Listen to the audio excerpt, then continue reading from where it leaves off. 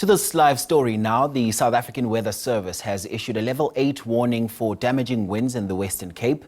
A series of cold fronts are expected to make landfall today, continuing into most of the week, bringing high winds, heavy rain and snowfall over the mountains. Provincial Disaster Management Centre officials have been deployed to manage the influx of incidents and dam levels that are being closely monitored at this stage. So authorities are urging people to reconsider travel and outdoor activities and to avoid unnecessary travel over the next week. Now, thousands of residents are already experiencing discomfort.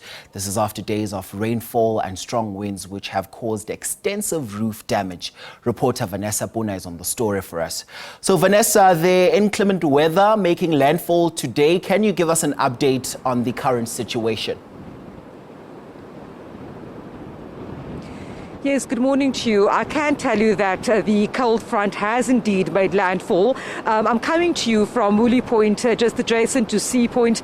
And of course, behind me, you'll see that there are quite stormy seas. Of course, the Weather Service and disaster management officials have also warned of a storm surge. Now, a storm surge is when sea levels rise abnormally. And of course, they are urging caution for those that live along the coastline, but also urging people who can avoid the coast to do so, because these high waves in excess of 10 meters can be expected for large parts of the coastline.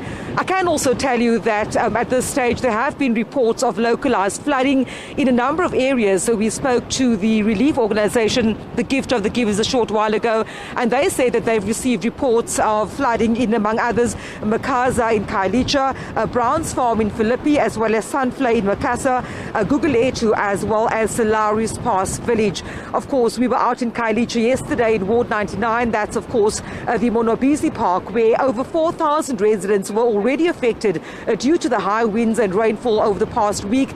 And, of course, residents there telling us that they do indeed fear what will be taking place over the next few days with these heavy winds and rainfall due to lash Cape Town, Drakensberg, Stellenbosch municipalities. And, of course, authorities are keeping a close watch to ensure that they are out there to mitigate the impacts of the stormy weather. And Vanessa, I know around this time there at the promenade around Sea Point, we usually have people going about their morning jogs around this time. Speaking of residents there, it must be quiet this morning.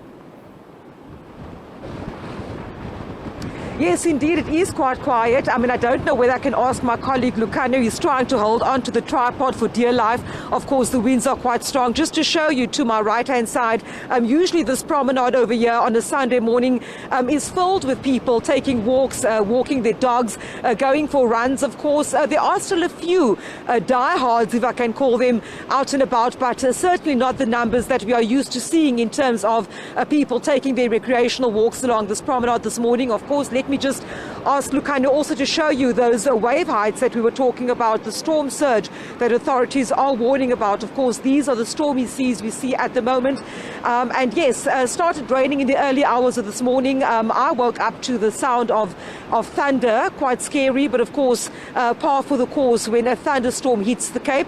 And yeah, these are just some of the images that you'll see along the coastline, and with wave swells of up to 10 meters expected over the next few days. Of course, as this intense cold front makes landfall in Cape Town and parts of the various municipalities that I've just mentioned a short while ago, we of course will be keeping our ear to the ground. We'll be making our rounds across the various areas, be it informal or informal settlements, because we understand that the high winds have the risk of ripping off roofs of buildings. There are fears that trees may be blown over, and of course also motorists have been urged to try and avoid travel at all costs if they do not need to be on the road. We do know that in inclement weather conditions, it of course increases the risk of motor vehicle accidents, and with a number of roadways expected to be flooded, officials are also cautioning motorists to try and stay off the roads over the next few days. Vanessa Poonah bringing us that update. Please do stay safe. Thank you very much.